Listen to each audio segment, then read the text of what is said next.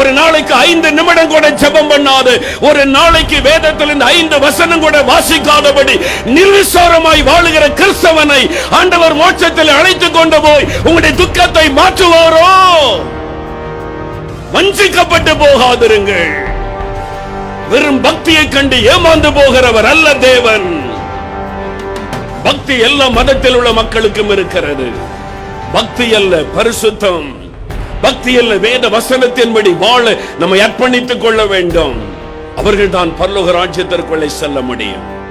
அவங்க கண்ணீரை தான் ஆண்டவர் துடைப்பார்.